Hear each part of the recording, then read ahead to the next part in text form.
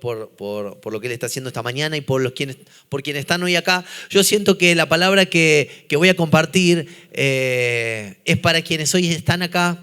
Y si vos estás acá porque has decidido hacer una milla extra esta mañana, y esta palabra es para vos. Y estamos hoy acá los que teníamos que estar para recibir esta palabra. Amén. Así que yo pedí ahí a un lector que pueda, si tenemos ahí el otro mic, a Rami, que pueda leer este pasaje que está en Mateo capítulo 20. Así que si tenés tu Biblia también, acompañanos. Vamos a leer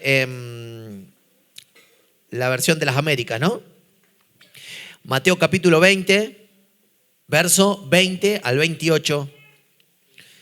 Y la palabra de hoy que quiero compartir la titulé El Rey Siervo. Y ahí tenemos una plaquita.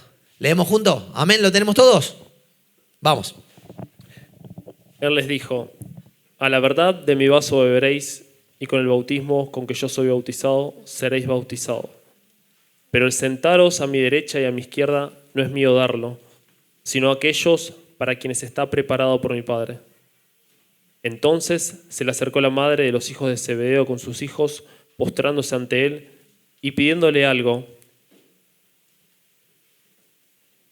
Y él le dijo: ¿qué deseas? Ella le dijo: ordena que en tu reino estos dos hijos míos se sienten, uno a tu derecha y el otro a tu izquierda. Pero respondiendo Jesús le dijo: no sabéis lo que pedís. ¿Podéis beber la copa que yo voy a beber? Ellos le dijeron: podemos. Al oír esto, los 10 se indignaron contra los dos hermanos. Pero Jesús, llamándolos junto a sí, dijo: sabéis que los gobernantes de los gentiles se enseñorean de ellos y que los grandes ejercen autoridad sobre ellos. No ha de ser así entre vosotros, sino que el que quiera entre vosotros llegar a ser grande será vuestro servidor, y el que quiera entre vosotros ser el primero será vuestro siervo. Así como el Hijo del Hombre no vino para ser servido, sino para servir y para dar su vida en rescate por muchos. Amén. ¿Pudimos seguir con la lectura? ¿Hasta ahí? Te cuento un poco el contexto. Este episodio ocurre no en cualquier momento, sino en un momento muy particular, ¿no? Es cuando inmediatamente después de que Jesús anuncia por tercera vez su pasión, su sufrimiento y la cruz. Entonces yo me imagino a Jesús diciendo: ¿entendieron que el Rey de Reyes va a tener que sufrir porque se hace siervo y porque se hace... Sí, entendimos. Bueno, Señor, ¿no podemos sentar uno a la derecha y otro a la izquierda cuando esté en tu trono? Y Jesús, yo que me imagino que se le transfiguró la cara. Dijo: esto los mato, acá nomás. Hago un sacrificio. Y por eso digo que qué cómico, ¿no? Y qué particular, porque a veces nos pasa esto, ¿no? Que podemos venir a la iglesia y escuchamos el mismo pasaje sin dimensionar lo que el pasaje está queriendo decir. Ellos tuvieron 3 años de convivencia con Jesús y Jesús acaba de decir: porque el Hijo del Hombre va a sufrir y será entregado por mano de los religiosos y esto y aquello y lo otro. ¿Entendieron? Sí. Bueno, Señor, ¿no podemos estar como en el reino? Entonces, ¿qué contexto, no? Los otros evangelistas también hacen eco de este pasaje, Marcos, Lucas también. Y algunos dicen de que la madre de los hijos de Zebedeo fue a pedirle un puestito para los hijos. Otro dice que fueron los hijos y la llevaron de backup a la madre por si la cosa se ponía peluda. Pero en definitiva se ve que estaban todos ahí haciendo lobby, haciendo presión, ¿no? Y esto muestra un poco cómo a veces nuestra definición de lo que el reino de los cielos significa es tan distante a la que Jesús tenía en mente y en el corazón. Por eso hoy quiero hablar de 4 puntos que son: 1, la petición; 2, la pregunta; 3, la corrección; y 4, lo que el evangelio es. Entonces dije: 1, la petición; 2, la pregunta; 3, la corrección; 4, lo que realmente el evangelio es. Quiero hablar de la petición porque creo que en definitiva la voz de la madre de los hijos de Zebedeo o los mismos hermanos tienen una expresión, una petición que en lo profundo del corazón puede estar en todos nuestros corazones. Porque es innata al corazón humano. Es un corazón que no busca ser siervo, sino un corazón que busca sentarse en el trono. Sentarse a la derecha o a la izquierda, ¿qué tenía que ver? Tenía que ver con buscar lugares de preeminencia real.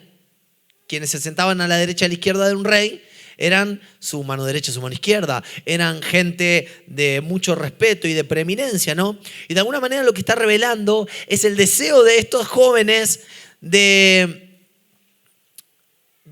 alguna manera de ambición y ser justamente lo opuesto a lo que Jesús estaba hablando, ¿no? Anunciando su sufrimiento hasta hace algunos instantes, ¿no? Y creo que, como yo les decía recién, creo que muchas veces esta petición puede ser también el resultado de un deseo que está profundamente arraigado en nuestros corazones, a veces de manera consciente o a veces de manera inconsciente. ¿Por qué? Porque vivimos en un sistema que produce gente con autoestima frágil, con autoestima sensible y cuya organización social se dibuja. Cuando vos ves cómo se organiza la sociedad, se dibuja en forma de pirámide. Dice, hay una mínima cantidad de gente que tiene poder, dinero, recursos, influencia, muy por encima de toda una gran pirámide cuya base está llena de gente sin voz, ¿o no? Entonces, ¿qué entendemos? Que la clave es ascender, consciente o inconscientemente, que interpretamos que la clave es ascender en la pirámide para ser reconocidos, para ser amados, para sobrevivir tal vez, para crecer, para ser valorado, para ser especiales. Entonces, ¿qué ocurre? Que muchas veces esto inclusive se cuela en la iglesia. Se cuela en la iglesia. Se cuela en la iglesia con, por ejemplo, con la idea de asistir a la iglesia como a un automac espiritual. ¿Qué desea hoy? Hoy desea una palabra de aliento. Ok, ahí va. Hermano, vos podés, sos un campeón. Despertá el tigre que hay en vos. Para eso come su carita, hermano. ¿Hoy qué necesito? Y hoy necesito una arenga espiritual. ¿Vos me haces un meme de eso? Ya te vi. ¿Vos me haces un meme de eso? Y vas a ir a contar testimonio en la plaza.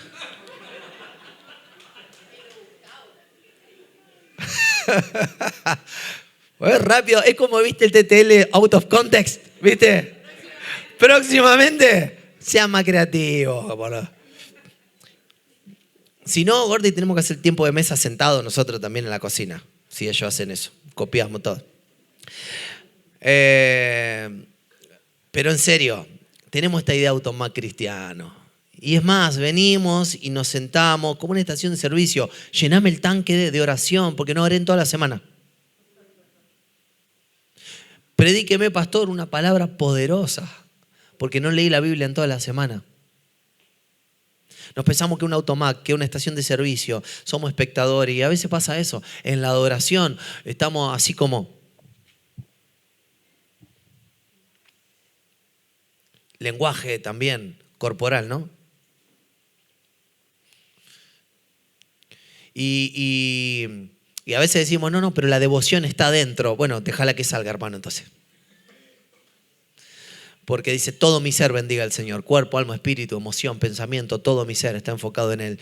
Y tiene mucho que ver con esto, ¿no? De dejar de ser espectador para involucrarme en la adoración, involucrarme en ser iglesia, involucrarme. Yo hoy veía, llegué a las 9 de la mañana y pensé que no iba a haber nadie y estaba Huguito, ya había secado toda la iglesia y porque nos levantamos todos con la idea de que iba a haber llovido seguramente acá.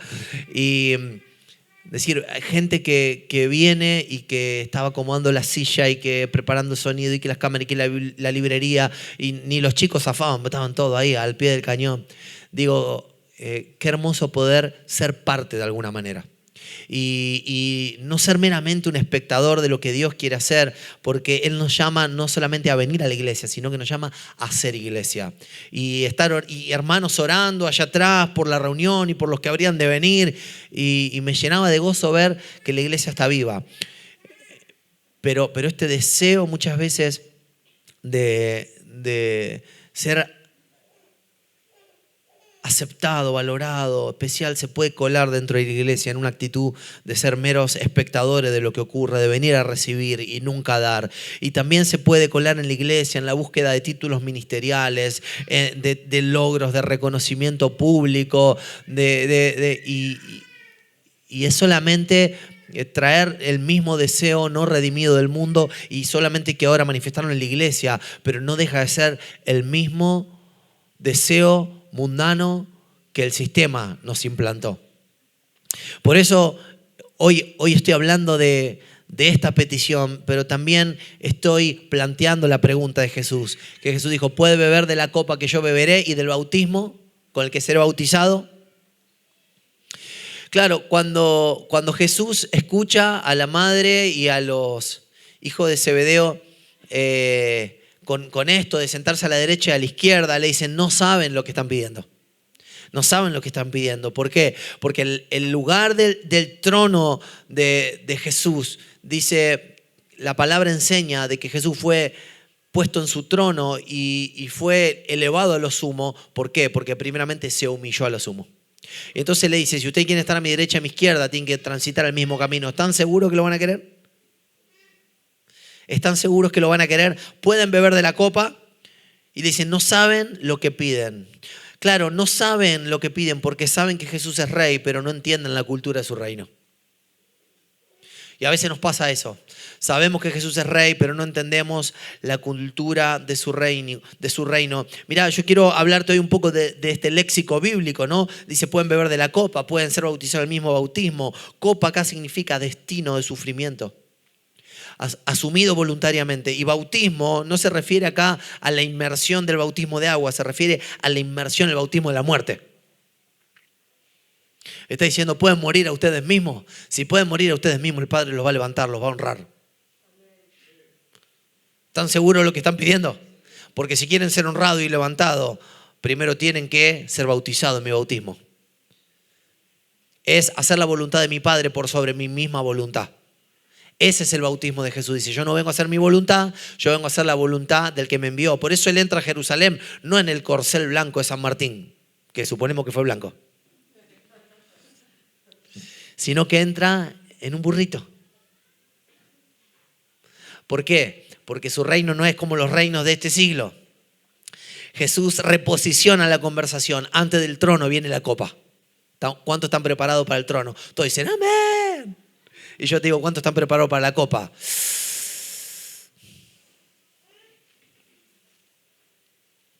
Por eso hoy quiero hablar de esto, ¿no?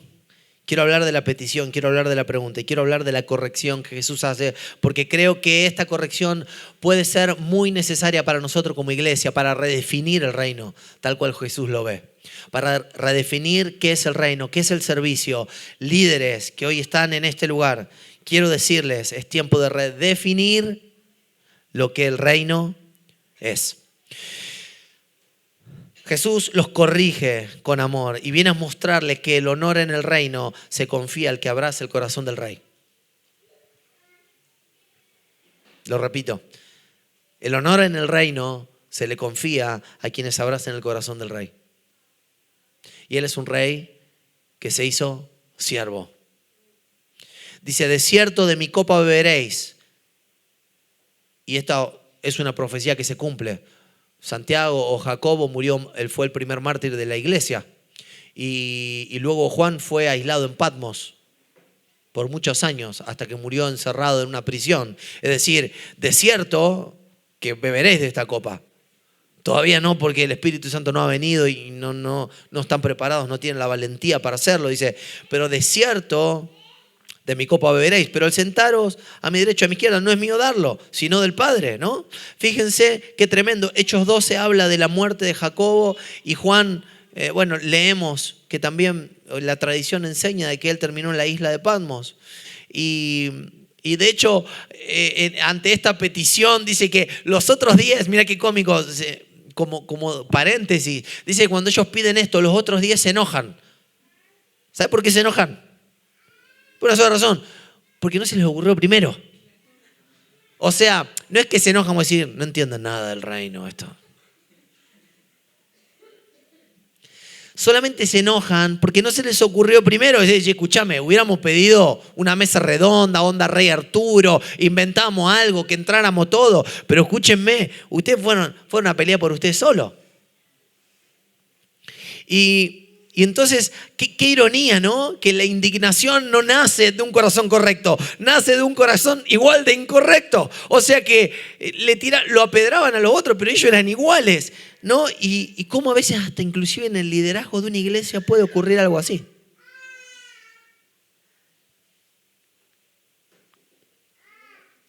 Y el verso 25, 26, 27 dice, saben que los gobernantes de las naciones se enseñorean Dice, pero entre ustedes no será así. Dice, pero entre ustedes no será así. Entre nosotros no debe ser así. Dice, sino que el que quiera ser grande, se haga el siervo. Dice, la traducción es, se haga diácono. De ahí viene la palabra diácono. Se haga siervo. Yo me crié en una iglesia donde ser diácono era un lugar de autoridad y de privilegio. Y en cierto modo lo es. Pero ser diácono significa ser siervo de los demás. Te está tocando ser siervo te está tocando ser líder en un área de la iglesia. Dios te está llamando a ser siervo. Y Jesús no la deja ahí, sino que dice, es más, el que quiera ser grande se haga diácono, dice, se haga siervo. Pero les tiene una más, otro level. El que quiera ser el primero, el GOAT en la iglesia, que se vuelva mira lo que dice, doulos, el esclavo. Qué palabra fuerte para... Es decir, porque el siervo aún tiene algo de derechos, pero el esclavo ya ni derechos tiene, porque no se pertenece a sí mismo, sino a aquel que lo compró. Entonces hoy quiero hablarte de que si vos querés ser el más grande en el reino de los cielos, hacete el esclavo del Señor y el esclavo de los demás. No que estoy diciendo que este lugar se tiene que volver un lugar donde nos sometemos a relaciones abusivas. No, quiere decir en donde que yo vengo no a hacer mi voluntad, sino la voluntad de nuestro Padre. ¿Y cómo lo hago? Lo hago sirviendo a los demás. No pensando en recibir yo el reconocimiento, yo el título, no, sino dando mi vida, sembrando mi vida por una causa que es mayor a mí mismo. Qué silencio hoy. ¿Por qué? Porque ¿qué está enseñando Jesús? Está enseñando, cuidado, atento, a ver, iglesia, atenta. Hay una trampa en la que vos y yo podemos caer. Hay una trampa en la que vos y yo podemos caer aún estando dentro de la iglesia. ¿Y sabés cuál es? Es la trampa del ego. El problema innato de todo ser humano, que no tiene que ver con una baja autoestima o una alta autoestima, sino con un ego inflamado, frágil, susceptible. Un ego que busca constantemente la comparación. ¿Cómo estoy en relación con los demás? ¿Qué título me define? ¿Qué título me separa? ¿Me pone por encima de los demás? Un ego que me hace preguntarme todo el tiempo, ¿soy importante? ¿No soy importante? Y preguntas como estas que alimentan tanto la arrogancia cuando yo estoy por encima, como la inseguridad y la autocomiseración cuando me siento por debajo. Preguntas que no tienen sentido si miramos a la luz de la palabra. ¿Por qué? Porque Jesús nos ha revelado otro camino, nos ha revelado la verdad, nos ha revelado la vida. El Evangelio nos llama a estar por encima de esa manera de pensar. Nos llama a pensar distinto. No nos llama a pensar mal, ni tampoco nos llama a pensar bien, sino a pensar menos en nosotros. No nos llama a pensar mal de nosotros. Somos una porquería. Señor, soy una basura. Pisotéenme, vengan, soy el felpudo de la iglesia. No nos llama a pensar mal. Tampoco nos llama a pensar bien. Soy el siervo de Dios. El que se merece. El que se merece honra. ¿Por qué? Soy un siervo de Dios. No nos llama a pensar mal, no nos llama a pensar bien, nos llama a pensar menos en nosotros mismos. a pensar más en Él y a pensar más en los demás. El reino nos trae una solución. El reino nos trae un nuevo camino. El apóstol Pablo dice en 1 Corintios 4, versos 3 y 4, dice, a mí me importa muy poco ser juzgado por ustedes. Una tranca. Júguenme todo lo que quieran, muchachos. Me importa un pepino. Es más, ni yo me juzgo. Ni yo me juzgo. Estoy tratando de ser mi mejor versión y estoy en construcción. Así que ni yo me juzgo. ¿Qué dice Pablo? No pienso ni mal ni bien. No pienso en mí directamente. Solo pienso en Él y sé que mientras más piense en Él y más me dé a los demás, voy a ser cada vez mi mejor versión. Cuando vos y yo podemos poner el foco en Él y el foco en los demás, nos convertimos en nuestra mejor versión y no necesitamos estar pensando todo el tiempo nosotros mismos, ni peleando por nuestros derechos, ni peleando por nuestros puestos, ni pensando mal, ni pensando bien. Simplemente mantenemos una autoestima sana. Por eso el cristiano ya no vive atrapado en una evaluación constante del yo. ¿Por qué? Porque su identidad ya está segura en Cristo.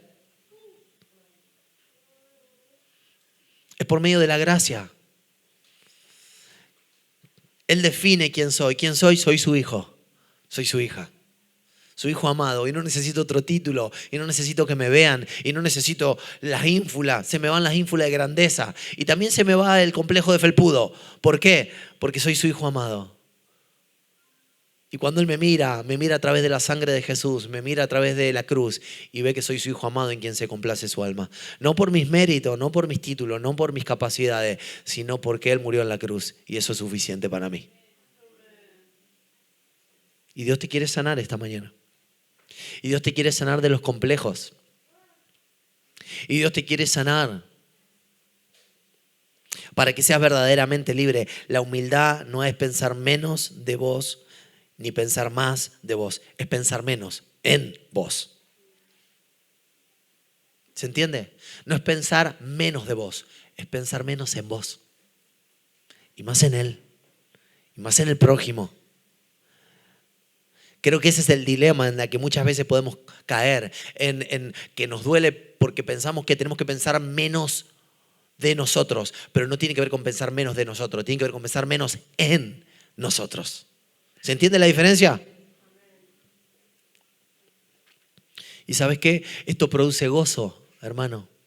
Esto produce paz, esto produce libertad, porque ya no necesitas que el mundo todo el tiempo esté aprobando, te esté echando porra y vamos, qué campeón que sos, oh, vos sí que sos. No te hace falta. ¿Por qué? Porque ya tenés la aprobación de Dios. Y no necesitas nada más que los ojos de Jesús mirándote y diciéndote, siervo bueno y fiel, en lo poco fuiste fiel.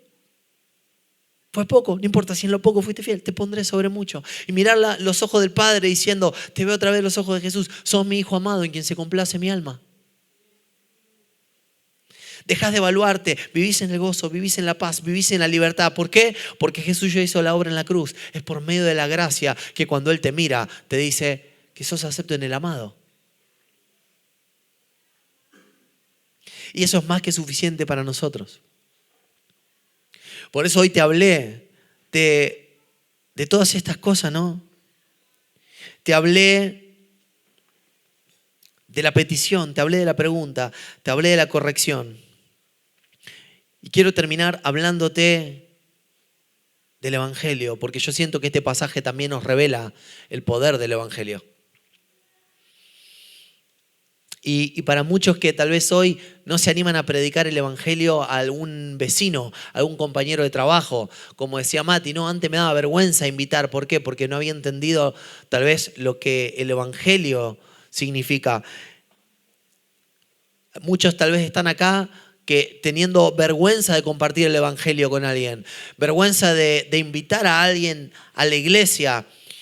¿Por qué? Porque en el fondo también queremos mantener una imagen de nosotros mismos diciendo yo no necesito de Dios.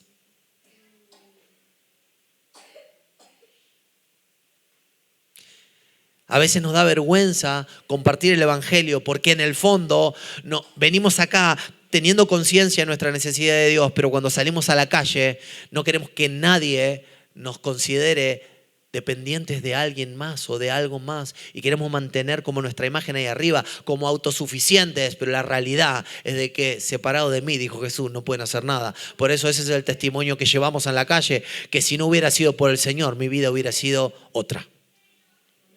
¿Cuántos reconocen eso en su vida? Si no hubiera sido por Dios, mi vida no sería la misma.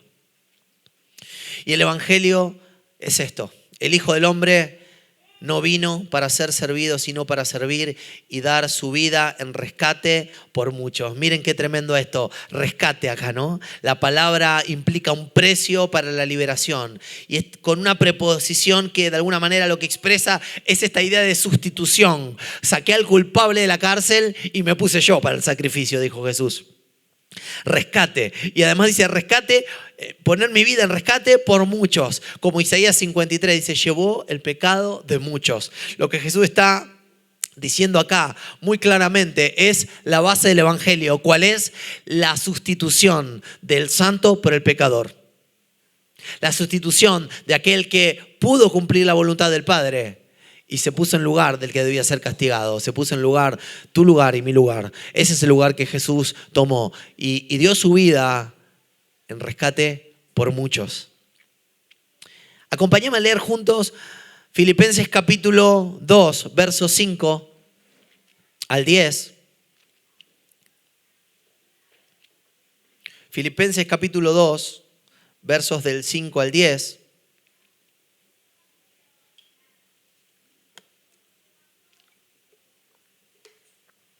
Muchos escritores dicen que este pasaje es como un himno del Evangelio. Porque dice, haya pues en ustedes esta actitud que hubo también en Cristo Jesús, el cual, aunque existía en forma de Dios, no consideró el ser igual a Dios como algo a lo que aferrarse. Y si, Caro, me acompañás, con esto quiero ir cerrando. Hayan pues en vosotros esta actitud como en Cristo Jesús, el cual dice, aunque existía en forma de Dios, no consideró el ser igual a Dios como algo a que aferrarse, sino que se despojó a sí mismo, tomando forma de siervo, haciéndose semejante a los hombres. Y hallándose en forma de hombre, se humilló a sí mismo, haciéndose obediente hasta la muerte y la muerte de cruz. Por lo cual Dios también lo exaltó hasta lo sumo.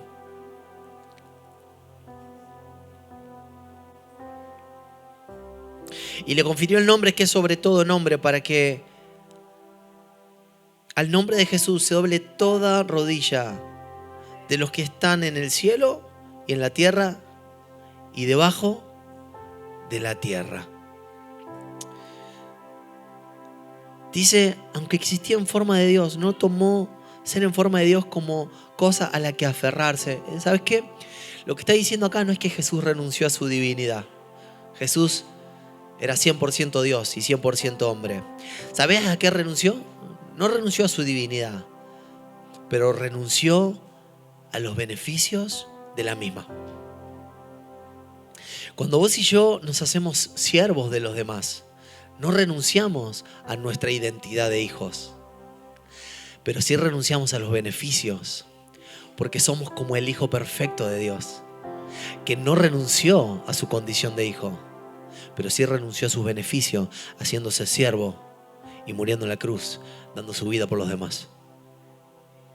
Por eso, hacernos siervos de los demás no nos quita nuestra identidad, sino por el contrario, la exalta, la ensalza, la exalta. ¿Por qué? Porque nos volvemos más como Jesús, más como el Hijo primogénito de Dios, más como el Hijo perfecto, más como el Hijo obediente, como el Hijo amado de Dios. El contraste, ¿no?, con nosotros es brutal, ¿no? Que siempre queremos los beneficios y nada más que los beneficios. ¿Va a explotar algo? ¿No? ¿Puedo seguir? Bien, gloria a Dios.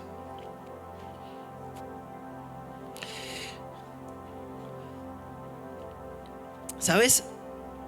En el reino de Dios, la gloria fluye por el vaciamiento. Donde hay entrega, hay lugar para que el Espíritu Santo pueda llenar. ¿Escuchaste eso? Donde hay entrega, hay lugar para que el Espíritu Santo pueda entrar. ¿Sabes qué? El viernes me gustó esto de no tener una agenda.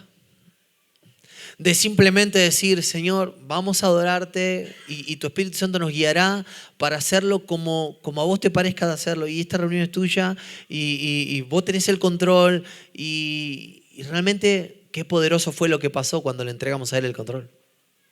¿No es cierto? Y eran las 2:30 de la noche y no sé, yo creo que estaba orando por gente y Dios traía palabra y había gente siendo llena del Espíritu y había gente siendo liberada. Y yo digo, qué tremendo, qué poderoso es cuando vos y yo nos podemos vaciar de nosotros mismos y le damos lugar al Espíritu Santo para que llene. Amén. En el reino la gloria fluye por el vaciamiento, donde hay entrega, donde nos damos, hay lugar para que el Espíritu pueda reposar. Y por eso qué interesante es esto, porque a la medida que vos y yo nos vaciamos, el Espíritu Santo nos llena. Y por eso yo digo siempre que el llamado activa los dones. Y que los dones se activan en la comisión cumpliendo con el llamado. ¿Por qué? Porque cuando yo me vacío de mí mismo, entonces ahora empieza a fluir el Espíritu Santo. Hasta que no hay ejercicio del don, hasta que no hay obediencia en la comisión, el don no se activa. Porque el don no es para mi disfrute únicamente, sino que el don es para cumplir con un llamado. Por eso el Espíritu del Señor está sobre mí, por cuanto me ha ungido es para algo. Es para traer libertad al cautivo. Es para traer vista al ciego. Qué lindo lo que Jesse contaba. ¿Para qué se activó el don? Para nadie. No se activó para la nada misma. Se activó para darle vista a un ciego. Se activó para darle vista a alguien sin vida. Se activó para traer libertad a un cautivo. ¿Para qué estás hoy acá? Líderes. La actitud de Cristo es el estándar de liderazgo ungido. Lo vuelvo a repetir. La actitud de Cristo es el estándar de un liderazgo ungido. La autoridad fluye desde el servicio, desde la entrega. Pero fundamentalmente lo que Jesús está enseñando es acerca de la buena noticia del Evangelio, que hoy también llegan a tu vida. Llegan a tu vida. Llegan a mi vida. Las buenas noticias. De que el problema humano del egoísmo, de la vanagloria, lo que Pablo identifica como la raíz de la división y del mal, vivir por egoísmo o vanagloria, como dice Filipenses, lo que Génesis 3 define de aquellos que quisieron ser como Dios. El Evangelio trae la solución a ese problema. Porque el Evangelio, las buenas noticias de salvación comienzan en parte con el reconocimiento de nuestra tendencia a vivir centrados en nosotros mismos. Ahí radica el centro del problema. Cuando yo me pongo en el centro de mi vida y no reconozco que Él es el Rey que merece estar en el centro de mi vida. En parte el Evangelio es esto. La solución divina es la encarnación del Hijo de Dios. Cristo, verdadero Dios, que no se aferra a sus privilegios divinos, sino que se vacía tomando forma de hombre y forma de siervo y forma de esclavo y muriendo en la cruz. El Evangelio se centra en un Dios que se da, no en un hombre que puede ascender para llegar. Él es el camino, Él es la solución, Él es la verdad, Él es la vida. No es que nosotros podamos ascender hasta Él, sino que es Dios el que se entrega para hacernos parte de su vida abundante y eterna. Ese es el Evangelio. Este es el Evangelio, es su obra salvadora, es la obediencia hasta la cruz. La muerte en la cruz señala la sustitución, señala el rescate necesario por aquellos que no podíamos hacer su voluntad. Él fue puesto en nuestro lugar, el Hijo obediente y el que cumplió toda la voluntad del Padre, se puso en nuestro lugar cuando no podíamos hacer su voluntad.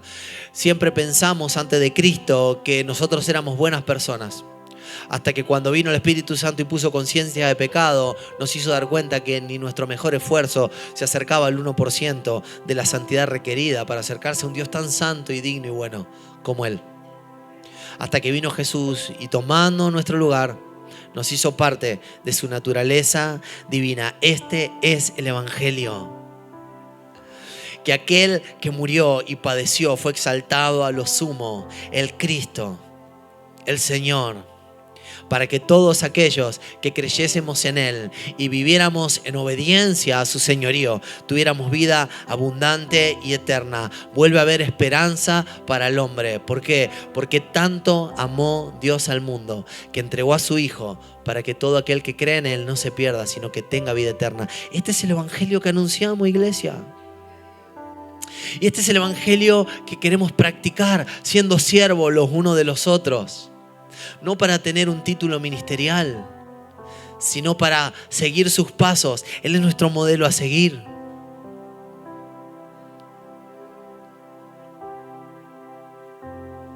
Por eso dice que la iglesia perseveraba en la doctrina de los apóstoles, en el partimiento del pan, en la predicación de la palabra. ¿Por qué?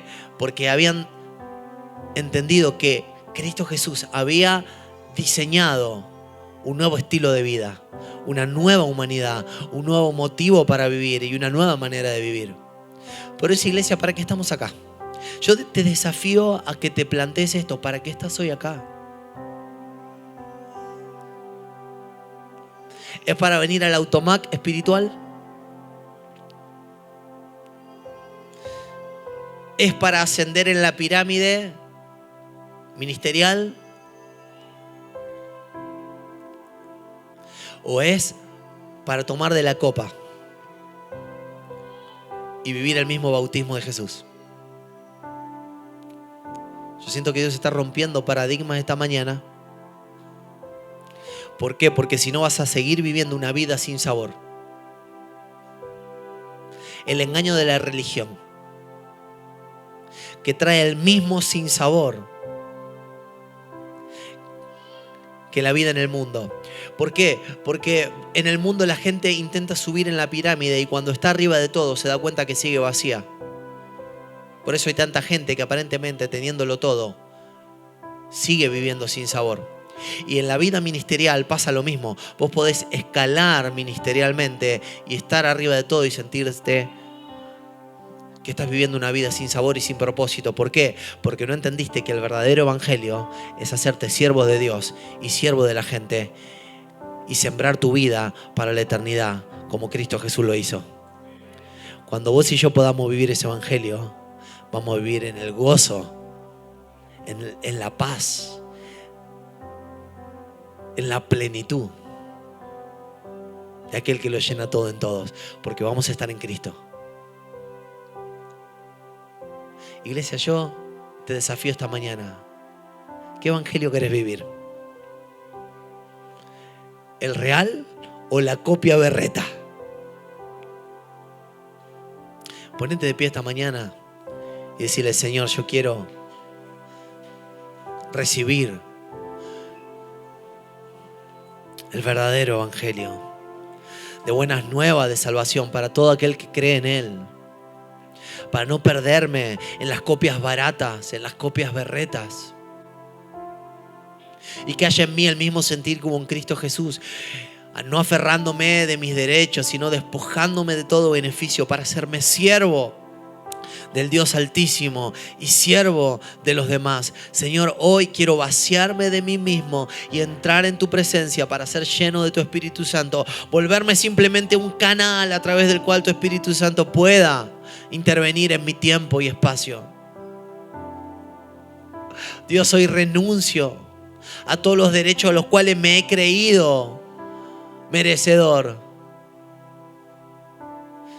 Señor, hoy renuncio a mis problemas de estima. Hoy renuncio a mis problemas, a mis complejos. Hoy renuncio, Señor, a mi deseo de dominio para rendirme. Porque vuelvo a escuchar tu voz y vuelvo a encontrar en tus ojos todo el reconocimiento que yo necesito, toda la validación, toda la identidad, todo en la muerte de la cruz. La cual no es por mérito, no es por obra, para que nadie se gloríe, dice tu palabra, sino que es por gracia. Hoy me arrepiento, Dios, de haber empezado por la gracia, de haber vuelto a la ley, para querer ganarme un lugarcito, para querer estar acomodado. Perdón, Señor, porque volví a ser engañado por la misma cultura del mundo, pero ahora dentro de la iglesia te pido perdón. Señor, y no necesito ni siquiera hacerme el siervo para que llegue el momento de ser levantado, porque ser siervo es mi deleite, mi alegría. Ser igual a Jesús es el objetivo. Ser igual a Jesús es el premio. Ser igual a Jesús es la recompensa. Ser igual a Jesús es todo lo que quiero y no es un medio para un fin, es el fin.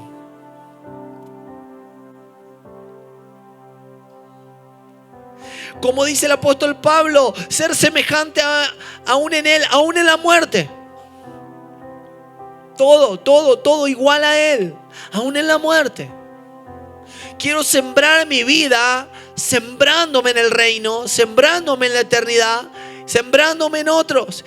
Quiero gastar mi vida. Quiero gastar mi vida en lo eterno y en la gente. En el Dios que se entregó y en la gente de mi generación. No como un medio para un fin, sino como el fin en sí mismo. Quiero gastar mi vida en la eternidad, Señor. Y para la eternidad, Dios. Y todo engaño que ha nublado mi corazón y ha nublado mi entendimiento, que tu luz lo traiga delante de mis ojos, no para avergonzarme, pero sí para llevarme a un nuevo nivel de gozo, de plenitud y de gloria. Porque yo sé que la gloria, Dios, desciende sobre aquellos que abrazan el corazón del Rey, el estilo de vida del Rey. Señor, que tu gloria se manifieste en mi vida en la medida que yo me vacío de mí mismo y entro cada vez más en vos, más profundo en vos, y me entrego y renuncio a mis beneficios para ser más como Cristo Jesús. Esa es mi oración, Padre, esta mañana. Y oro para que toda la iglesia lo pueda experimentar y disfrutar en el nombre poderoso de Jesús. Amén, amén y amén. Dios te bendiga, iglesia.